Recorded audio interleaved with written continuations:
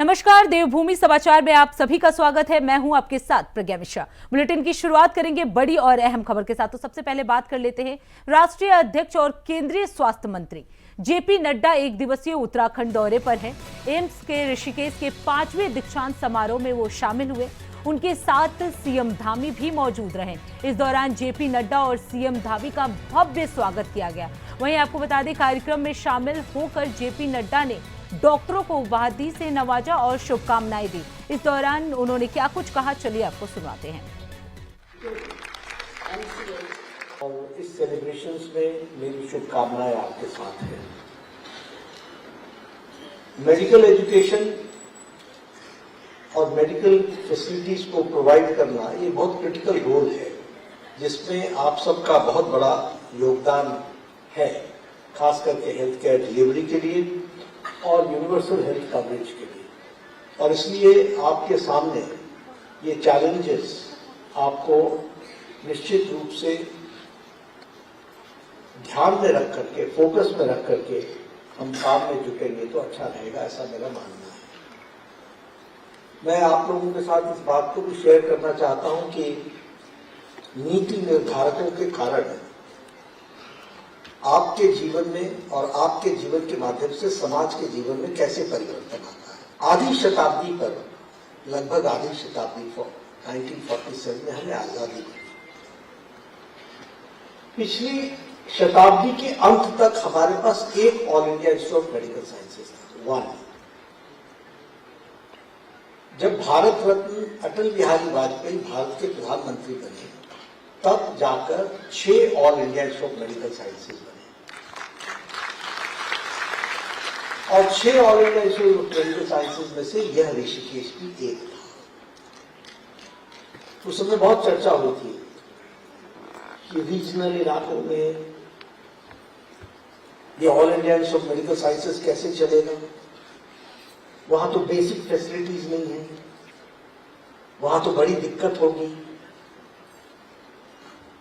लेकिन 6 all India institute of medical sciences उस समय बने और उसके बाद प्रधानमंत्री श्री नरेंद्र मोदी जी बने। उनके 10 साल की अवधि में 16 नए all India institute of medical sciences, 23, now we have got 23 all India institute of medical sciences working at various stages. So we have to understand how the policy makers make the difference.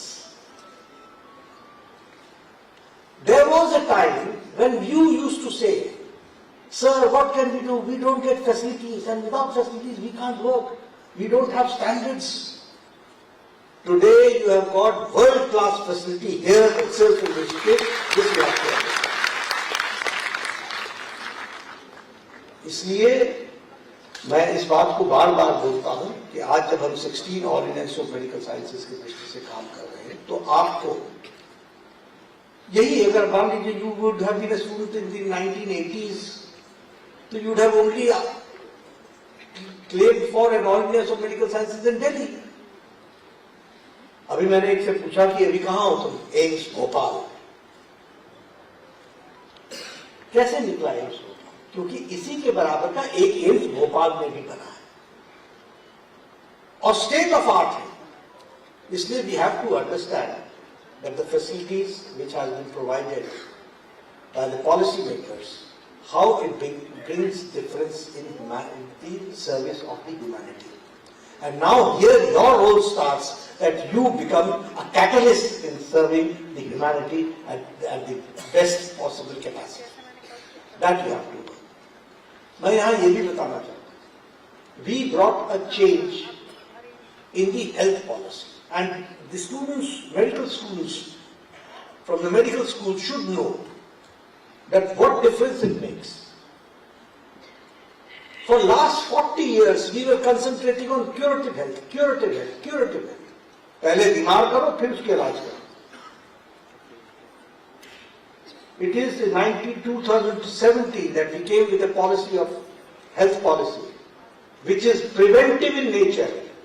पहले prevent करो, promote करो health को, फिर cure करो, फिर नहीं कुछ होता है तो पैलिएटिव रखो, रिहैबिलिटेटेड करो, एक इंक्लूसिव हेल्थ पॉलिसी को लेकर के आए प्रधानमंत्री मोदी जी के पहले टेन्योर में, इस बात को उनको समझना चाहिए।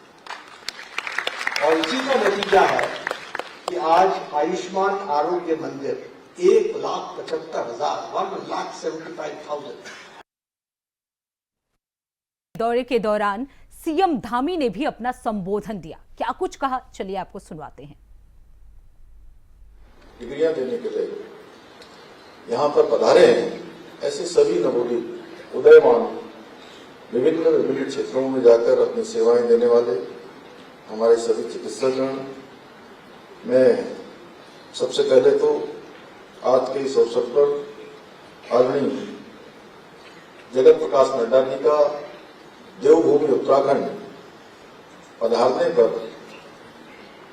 और दूसरी बार स्वास्थ्य मंत्री के रूप में उन्होंने जो देश को उनकी सेवाएं मिल रही हैं, नए दायित्व पर आए हैं और पहली बार आज उत्तराखंड आगमन हुआ है, मैं देवभूमि उत्तराखंड वासियों की ओर से, अपनी ओर से उनका हृदय से स्वागत करता हूं, अभिनंदन करता हूं। केंद्रीय स्वास्थ्य मंत्री के रूप में आपने देश के स्वास्थ्य क्षेत्र को सशक्त बनाने का ऐतिहासिक कार्य किया है। चाहे देश भर में एम्स की स्थापना करना हो, राष्ट्रीय स्वास्थ्य नीति 2017 को लागू करना हो, आयुष्मान भारत जैसी ऐतिहासिक योजना की शुरुआत करनी हो, या फिर मेडिकल कॉलेजों में एमबीबीएस पीजी की सीटें बढ़ानी हो, आपने ऐसे ही अनेक योजनाओं और नीतियों के माध्यम से भारत की स्वास्थ्य व्यवस्था को एक नई ऊंचाई प्रदान की है। इतना ही नहीं, समय समय पर आपके द्वारा उत्तराखंड में स्वास्थ्य सेवाओं के विकास हेतु जिस प्रकार का हमें सहयोग दिया जाता है, प्रोत्साहन दिया जाता है, उसके लिए मैं उत्तराखंड की समस्त जनता की ओर से आपका हृदय से धन्यवाद करता हूँ। भाइयों बहनों, आज के इस समारोह में डिग्री प्राप्त करने वाले सभी युवा चिकित्सकों को भी मैं हार्दिक बधाई देता हूँ, शुभकामनाएं देता हूँ और आप सभी के उज्जवल भविष्य की कामना करता हूँ। आज का दिन आप सभी के लिए सेवा, समर्पण और उत्तरदायित्व के एक नए युग में प्रवेश करने का दिन है। आज आदरणीय नड्डा जी के द्वारा यहाँ के ट्रामा सेंटर में पिक्चर आर्काइविंग एवं कम्युनिकेशन सिस्टम और नवनिर्मित सेंटर फॉर एडवांस पीडियाट्रिक्स का भी लोकार्पण किया गया। ये सुविधाएं राज्य की स्वास्थ्य सेवाओं को और अधिक मजबूती प्रदान करेंगी। भाइयों बहनों, मुझे गर्व है कि एम्स ऋषिकेश हमारे पर्वतीय राज्य के लिए केवल एक अस्पताल नहीं है, बल्कि उस संजीवनी के समान है जहां में उच्च स्तरीय स्वास्थ्य सुविधाएं प्राप्त हो रही हैं। हमें उत्तराखंड राज्य की सौगात देने वाले पूर्व प्रधानमंत्री स्वर्गीय श्रद्धेय अटल बिहारी वाजपेयी जी द्वारा उत्तराखंड को जो एम्स रूपी दिव्य संजीवनी रूपी भेंट की गई, वो आज एक ऐसे स्वास्थ्य मंत्री के रूप में काम कर रही है जहां चिकित्सा के साथ साथ करुणा और संवेदना का समागम देखने को मिलता है। आज एम्स ऋषिकेश में अत्याधुनिक मेडिकल जांच उपचार की व्यवस्था के साथ साथ विशेषज्ञ डॉक्टरों की टीम द्वारा विभिन्न प्रकार के असाध्य रोगों का इलाज भी सफलतापूर्वक किया जा रहा है। ये हमारे लिए गर्व की बात है। इस संस्थान में रोबोटिक सर्जरी, घुटनों के प्रत्यारोपण की सुविधा, उन्नत न्यूरो सर्जरी, रेडिएशन थेरेपी जैसी सेवाएं भी संचालित की जा रही हैं। इसके साथ ही अभी कुछ समय पूर्व ही, जैसा मीनू सिंह जी ने अपने संबोधन में बताया, कि कुछ समय पूर्व ही आदरणीय प्रधानमंत्री श्री नरेंद्र मोदी जी ने यहाँ पर हेलो एम्बुलेंस की शुरुआत कर उत्तराखंड को स्वास्थ्य के क्षेत्र में एक नई उड़ान देने का कार्य किया है। मैं इसके लिए आदरणीय प्रधानमंत्री जी का हृदय से सभी उत्तराखंड वासियों की ओर से धन्यवाद करता हूँ। इतना ही नहीं, आदरणीय प्रधानमंत्री जी के सहयोग से उधम सिंह नगर जनपद में एम्स ऋषिकेश के सैटेलाइट सेंटर का निर्माण कार्य भी तेजी से चल रहा है और आज ही मैंने आदरणीय नड्डा जी से उसके बारे में अनुरोध किया है कि जल्दी उनका भी एक कार्यक्रम वहां पर होगा और उन्होंने हमको आश्वस्त किया है कि जल्दी ही उसके काम में और तेजी लाकर जल्दी से जल्दी वो एम्स भी हमारा एम्स का सैटेलाइट सेंटर भी संचालित हो जाएगा। अब रुक करते हैं अगली खबर की। चारधाम यात्रा शुरू होने से पहले शासन और प्रशासन चारधाम यात्रा को सफल बनाने की तैयारी में जुट चुकी है। वहीं कांग्रेस की ओर से चारधाम यात्रा को लेकर कई सवाल भी खड़े किए जा रहे हैं। बतौर बीजेपी प्रदेश अध्यक्ष महेंद्र भट्ट ने कहा कि सरकार कितना भी अच्छा काम क्यों ना करे, कांग्रेस सिर्फ सवाल खड़े करना चाहती है और संदेश व्यक्त करने का आदत बन गया है। कांग्रेस इस पवित्र यात्रा को दिग्भ्रमित करने का प्रयास करती है। पिछले बार भी 60 लाख से अधिक श्रद्धालुओं ने दर्शन किया और इस बार पिछले बार से अधिक श्रद्धालु जो है इस साल दर्शन करने आएंगे। आपको बता दें, चारधाम यात्रा 30 अप्रैल से शुरू होने जा रहा है। अक्षय तृतीया के दिन सबसे पहले गंगोत्री और यमुनोत्री के कपाट जो है वो खोले जाएंगे। इसके बाद 2 मई को केदारनाथ धाम के कपाट खोले जाएंगे। वहीं 4 मई को भगवान बद्री विशाल के कपाट श्रद्धालुओं के लिए खोल दिए जाएंगे। तो आपको बता दें, चारधाम यात्रा को लेकर प्रशासन जो है पूरी तरह से अलर्ट मोड में नजर आ रही है। सरकार के काम पर कांग्रेस के सवाल उठाने पर भी तंज कसते हुए बीजेपी के अध्यक्ष जो है वो नजर आ रहे हैं। बीजेपी प्रदेश अध्यक्ष ने कांग्रेस पर पलटवार किया है। उन्होंने कहा है कि यात्रा को दिग्भ्रमित करने का प्रयास करती रही है कांग्रेस।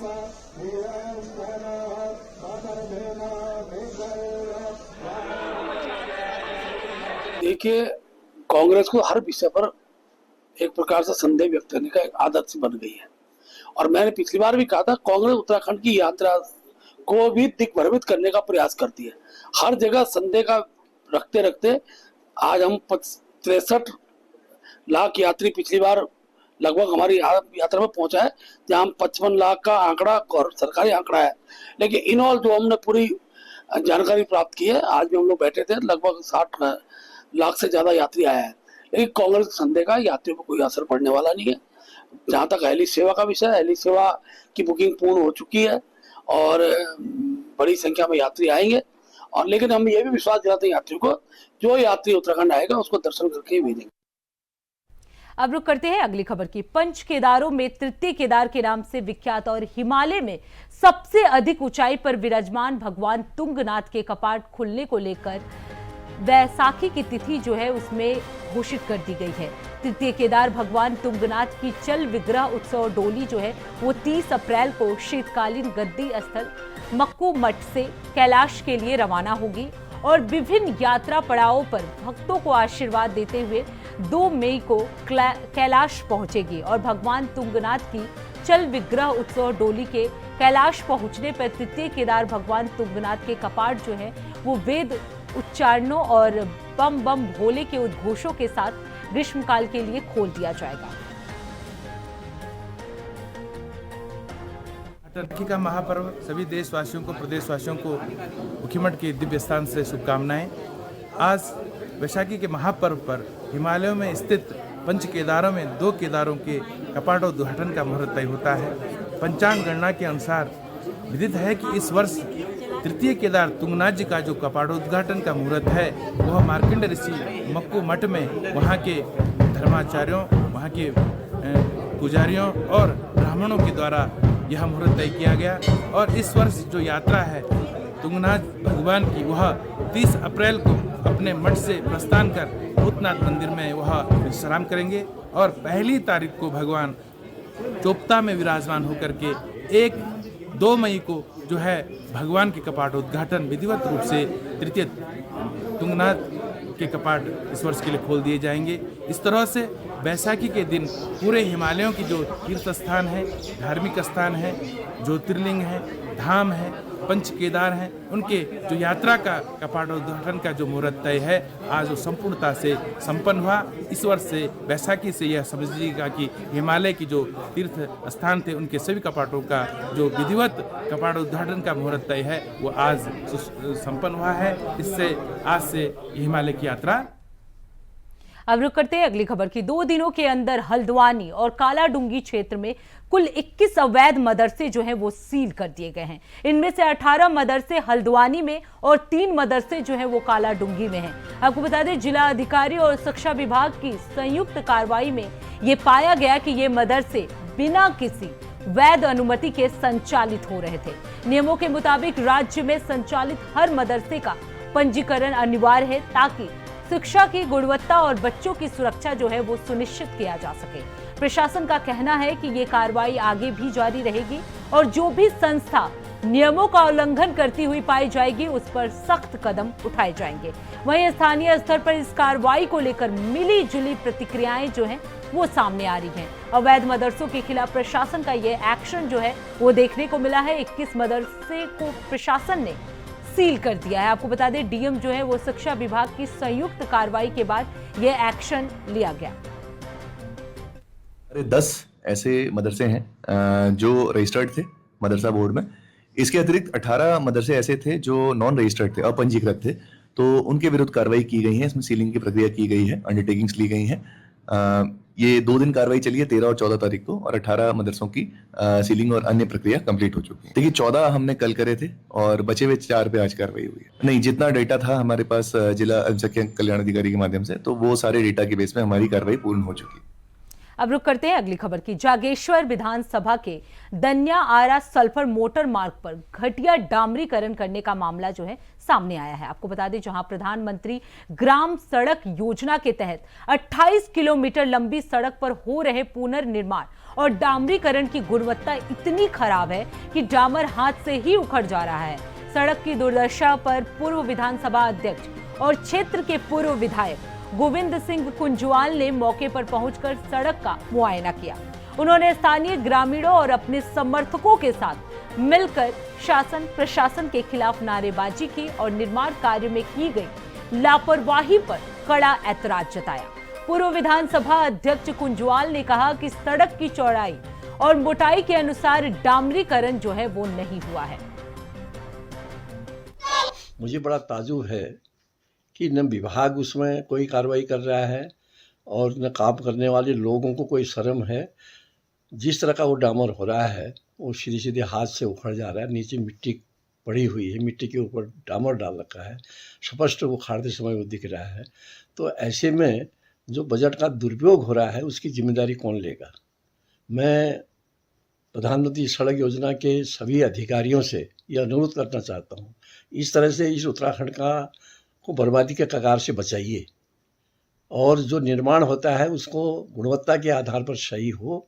और मैंने देखा उस डामरीकरण में सारे मानकों को ताक में रख दिया गया है और कहीं कोई मानक के आधार पर काम नहीं हो रहा है।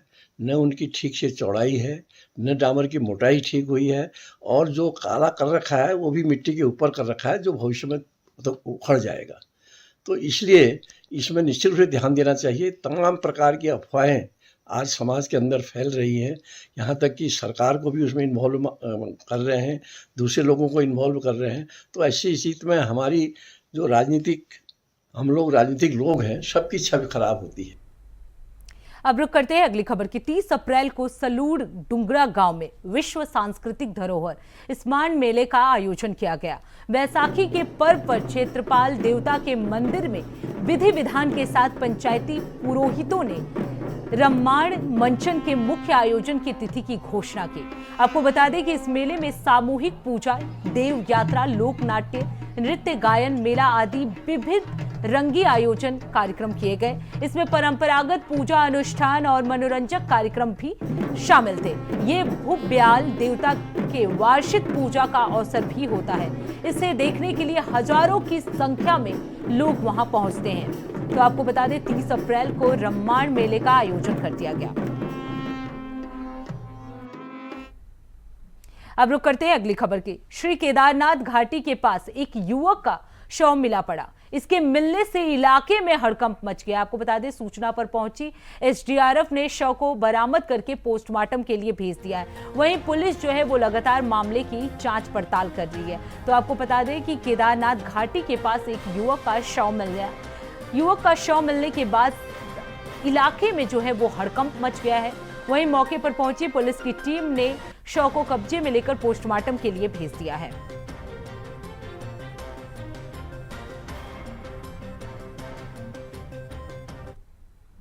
अब रुक करते हैं अगली खबर की। इन दिनों प्राइवेट स्कूलों में एडमिशन का दौर है।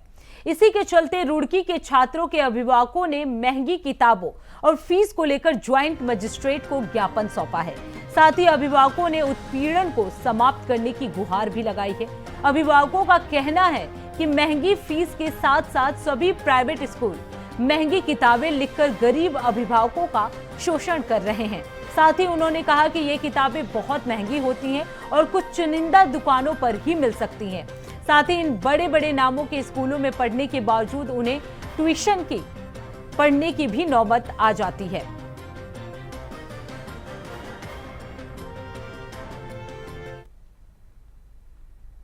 अब रुक करते हैं अगली खबर की। हाल ही में संसद और राज्यसभा में पास हुए वक्फ संशोधन बिल 2025 के विरोध में देश के अलग अलग हिस्सों में विरोध प्रदर्शन हुआ और उत्तराखंड के हरिद्वार से भी विरोध प्रदर्शन की कई तस्वीरें सामने आई। लेकिन केवल 2 दिन बाद ही ये विरोध प्रदर्शन समर्थन में बदल गया, जिसे लगता है कि वक्फ संशोधन बिल के नाम पर मुस्लिम समाज के बीच कोई झूठ फैलाया जा रहा है और देश में विरोध का जहर घोला जा रहा है। बिल्कुल एक बड़ी मजबूत तैयारी के साथ जितना हमारा डिस्कशन हुआ है दिल्ली में मंत्रालय में, मैं ये कह सकता हूँ कि बड़ी तैयारी के साथ मोदी सरकार आ रही है। अब इन प्रॉपर्टीज़ के ऊपर आपको अच्छी यूनिवर्सिटीज़, स्कूल, कॉलेजेस, हॉस्पिटल्स बने हुए नज़र आएंगे और ये मुस्लिम समाज के साथ साथ सर्व समाज के काम आता हुआ बोर्ड नज़र आएगा। मुस्लिम समाज को खासकर मुख्य धारा में जोड़ने का ये वक्फ अमेंडमेंट एक्ट, जो उम्मीद जिसको हमने नाम दिया है, वो नज़र आएगा। और स्टेट गवर्नमेंट्स, युवा मुख्यमंत्री पुष्कर सिंह धामी का स्पष्ट मत है, सही को छेड़ना नहीं है और गलत को छोड़ना नहीं है। मुझे लगता है कि अब गलत लोगों का बुरा वक्त आ गया है। जो कब्जेदार हैं, जो वक्फ माफिया हैं, जो भू माफिया हैं, जो गुंडई दिखाते हैं, जो गलत ट्रैक पे चलते हैं, अब उनको डरने की ज़रूरत है। गरीब, पसमानदा, छोटे मुसलमान को कहीं डरने की, घबराने की ज़रूरत नहीं है। सरकार पूरी ताकत से, पूरी ईमानदारी के साथ गरीब मुसलमान के साथ है और उसका धर्म और जाति के आधार पर नहीं। इसलिए क्योंकि हमारा मानना है कि अंतिम छोर पर खड़े हुए व्यक्ति का विकास होगा तो देश आगे बढ़ेगा और अंतिम छोर पर जो अंत्योदय की भावना है वो कहीं ना कहीं इस वक्फ अमेंडमेंट एक्ट से चरितार्थ होती हुई। तो फिलहाल देवभूमि समाचार में इतना ही। देश दुनिया की तमाम बड़ी खबरों के लिए देखते रहिए इंडिया वॉइस। तब तक के लिए नमस्कार।